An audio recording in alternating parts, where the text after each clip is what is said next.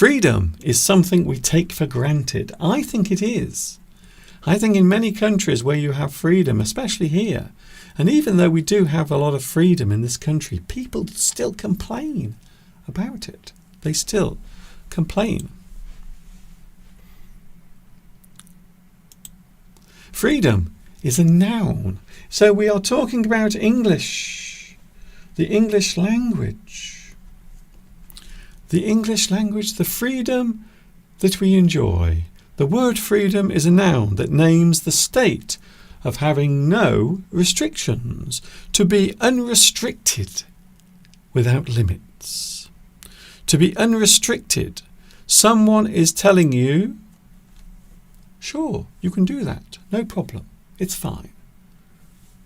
Generally speaking, freedom names the state of having no restrictions. Nothing is holding you back. To restrict is an action, to close or block something. So if you restrict something, it means you are holding that thing back. You are stopping it. You are closing or blocking something. You restrict that particular thing. The action of preventing movement is restriction. And I suppose a good example would of course be during COVID. Who remembers coronavirus? Many liberties, many freedoms were controlled during that particular period of time. It did happen. A restriction is often used to stop something. It is often seen as a form of control or prevention. So you might say that during COVID, there were many restrictions put in place, many controls that were put in place. People were not allowed to go out into crowds. Which is why I said a few moments ago that certain freedoms can be sometimes restricted. So freedom is the unrestricted state of something. To be without restrictions is to have freedom. To hold back is restrict. This can relate to movement through a place or the carrying out of a certain activity. We often use the word restrict. It is a word that is often heard when we are talking about certain freedoms that are controlled or taken away. The word freedom relates to many aspects of social life, the way in which something is done. We often use freedom to relate to those things. It derives from free as the state of being free to do what one wants, the state of being at liberty. So there is that word again. I used that word a few moments ago, the word liberty. The word liberty, freedom, liberty. The state of being at liberty, the freedom to do something, to go somewhere, to say something. You are unencumbered. I like that word, unencumbered. If a person is unencumbered, it means they are not restricted. They are free. They have complete liberty. Freedom can be stated in many ways, especially when expressing social behaviour, the boundaries within society and how they are enforced. So even if you live in a country that has freedom, there will still be rules, boundaries that we must all obey. So freedom is not always freedom if there are laws, if there are rules in place, things that you can and cannot do. But of course, most of them are obvious ones. You can't harm another person. You can't kill someone. I think we know that.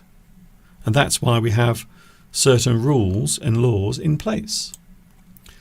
Boundaries are often described as borders, rules, restrictions, law enforcement.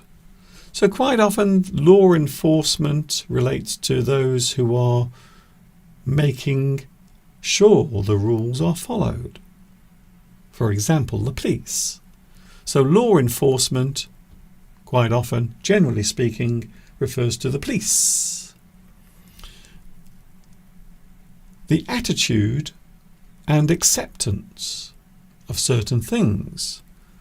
Over the years, the attitudes of people have changed because human beings are always evolving.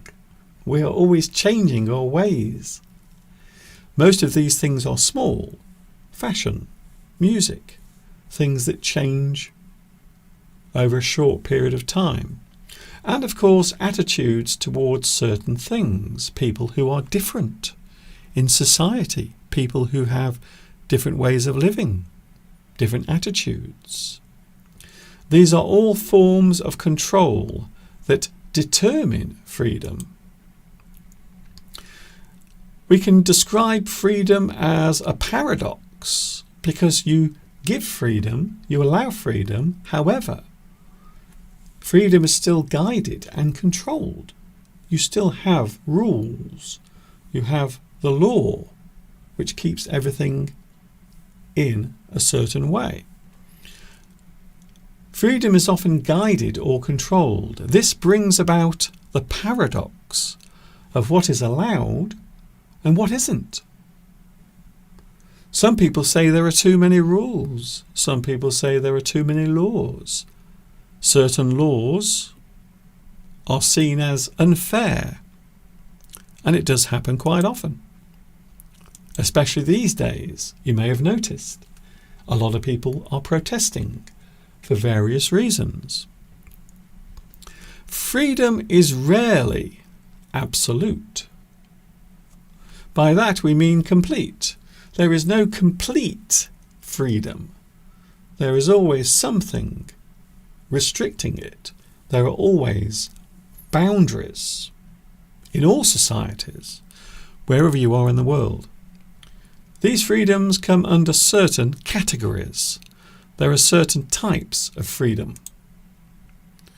For example, and I mentioned these earlier, you can have freedom of movement, where you go, where you travel. Sometimes freedom of movement is restricted, especially where there are borders between countries. So you might have to go somewhere before you can travel into another country. Movement. Thought is a good one. Controlling thought, controlling the way a person thinks. That's a big one. Freedom of thought to express what you feel, the things you feel, the things you think, being able to say those things. Freedom of ideas, things you want to change, something you want to do, create. Beliefs. That's a big one. Beliefs, of course, covers many things, including religious beliefs. Freedom to practice your religion, to have a certain religious faith. It is allowed in most countries. Expression. Freedom of expression. Of course, once again, we are talking about the habits, the behaviour of people, how you look, the clothes you wear, and all of the boundaries that are in place that a person might cross over into. And of course, the big one that most people talk about when we are talking about freedom is, of course, freedom of speech. being able to express your thoughts verbally. Here in the UK, we do have freedom of speech. You can go into the street and you can shout all of the things you want, as long as it's not creating hate or danger to other people. So if I wanted to go out into the street and say that King Charles is smelly, I can. That King Charles, he's smelly. He's a smelly man. Or you can say, King Charles, I don't like him. I don't like King Charles. You can say that. And no one will arrest you. No one will drag you away. No one will punish you. As long as you do not encourage hatred or violence or harm to other people, then of course we have laws in place that protect other people from harm. So it is interesting when we look at rules and laws, especially when it concerns free speech, the ability to say what you think. So I would say here in the UK we do have free speech as long as it's not inciting hatred to one group of people. Then of course we have movement, the freedom within a certain place, the freedom to travel outside one's own town, city or country. But of course, if you are travelling overseas, if you are travelling abroad, sometimes there are extra controls in place. Freedom to learn and expand one's intellect. The freedom to read books.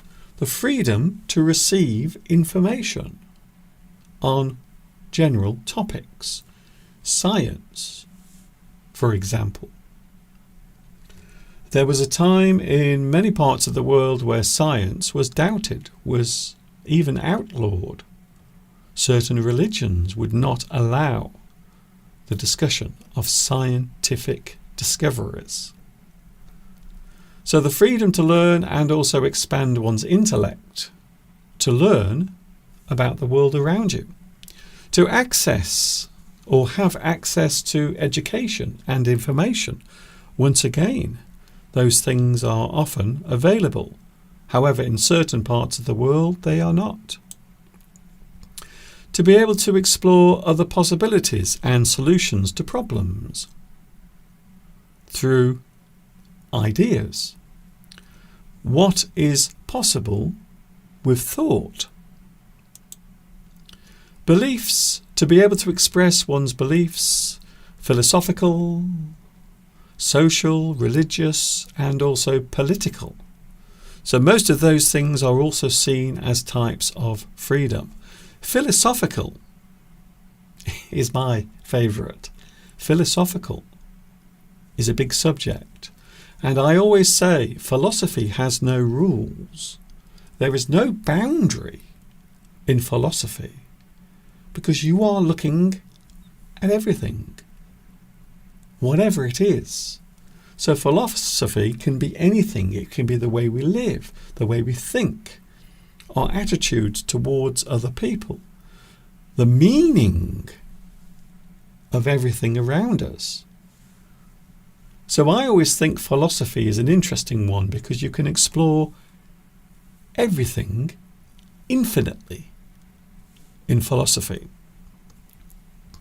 That's probably the reason why philosophers over the ages have been noted and they are admired. The freedom of expression, the freedom to create through art and text, writing, composing, writing music, songs. So artistic, painting, expressing yourself in art, using art to express yourself. And as we know, over the years, many people have been imprisoned for their art, Places like China, for example, where people were literally imprisoned for their artistic interpretations. Poetic. Poetry is a great way of expressing your thoughts and feelings. Theological. That covers belief, religion. Scientific.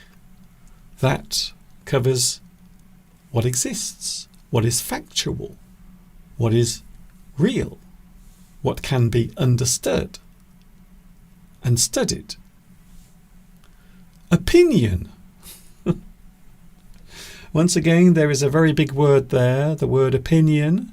Your opinion is what you think. It is what you feel. Opinion is not always correct. However, many people do believe that their opinion is the right opinion. But to be honest with you, opinion is not factual. Opinion is just how you feel, what you think. These days, a lot of people do confuse opinion with fact. Speech. The freedom to speak and express thoughts verbally. For example, things you say, to talk. You opine. Have I spelt that correctly? Is it spelt correctly? To opine is to give your feelings, your thoughts. That is how we have the word opinion. So opinion are the things you opine, the things you feel. You express them through speech or in writing.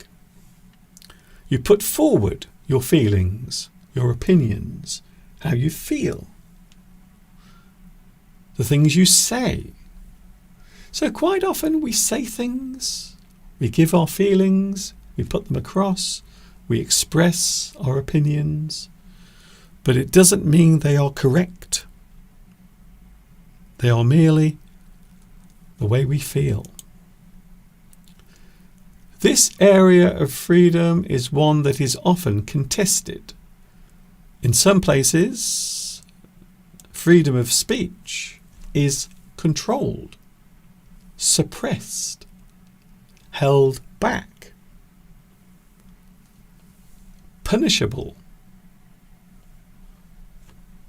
What can one say in a certain place? The right to speak freely.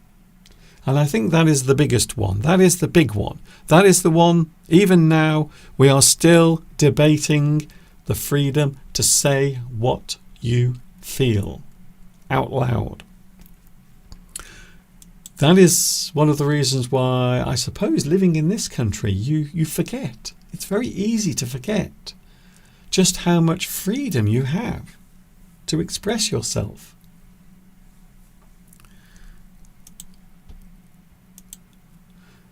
The right to disagree, debate, and of course protest. People will protest. They will get together in a group and they will discuss a certain thing they are unhappy with. And maybe they will show their disagreement through marching, gathering in a certain place to show how they feel. Once again, protest is often related to opinion on a certain thing, a certain subject. You express feelings, give one's opinion, say how one feels.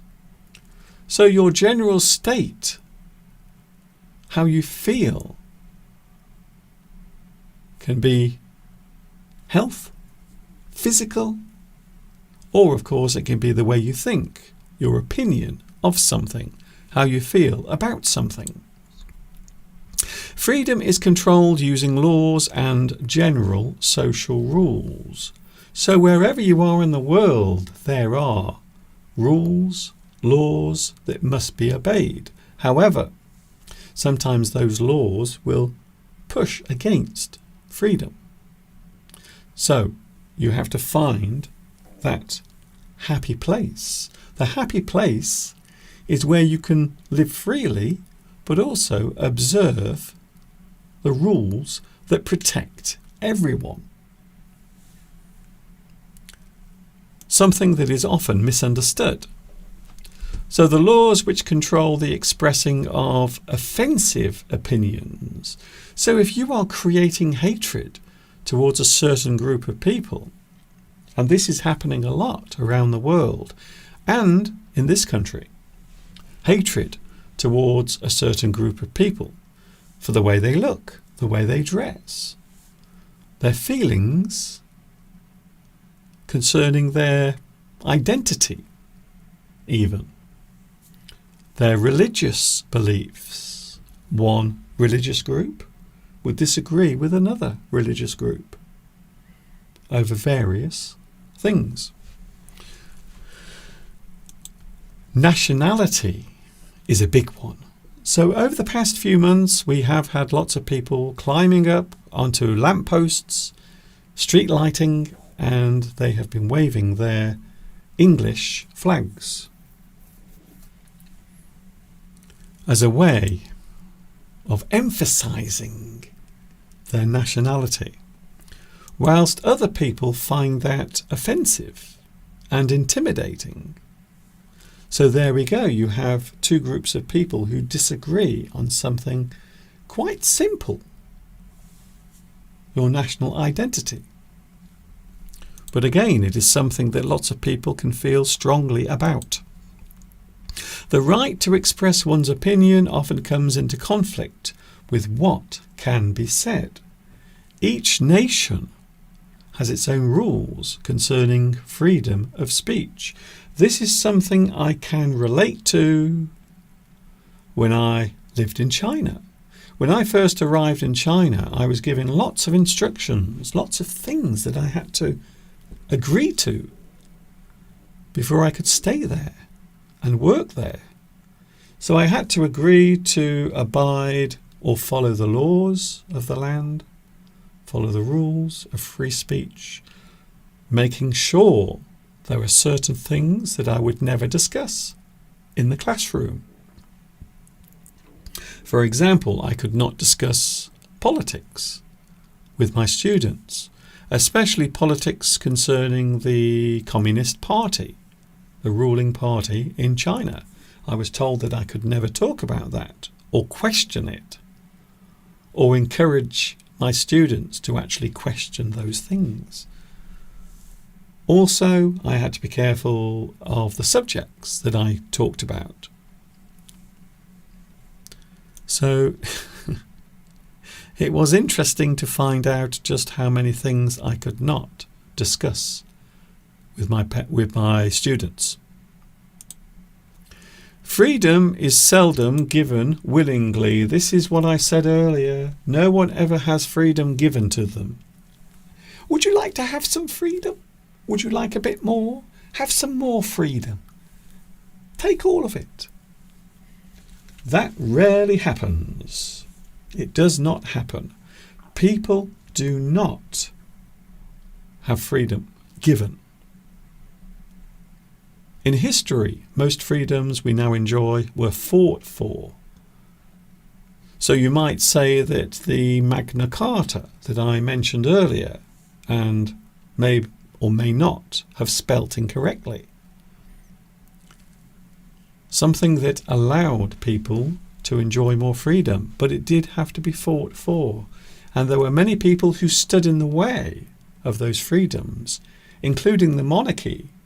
So there were monarchs, there were kings who came after the Magna Carta who still tried to take away freedoms. So in history, most freedoms we now enjoy were fought for, or at some point had to be defended. So you might have to fight for your freedom, but also you might have to fight to keep your freedom. French Revolution is one. People were upset, annoyed. No. You will not do that. We will take back control. Freedom can be taken away as punishment. A person might lose their freedom. They are incarcerated. I think that's a great word. To be incarcerated is to be removed from society, quite often locked away in a place where your freedoms are removed. You are incarcerated. You are locked away in a prison cell or in jail, for example. I may not agree with your opinions, but I will fight to the death for your right to express them. A very famous quote, and something a lot of people have said over the years when we talk about freedom of speech, freedom of expression, the right to say what you think.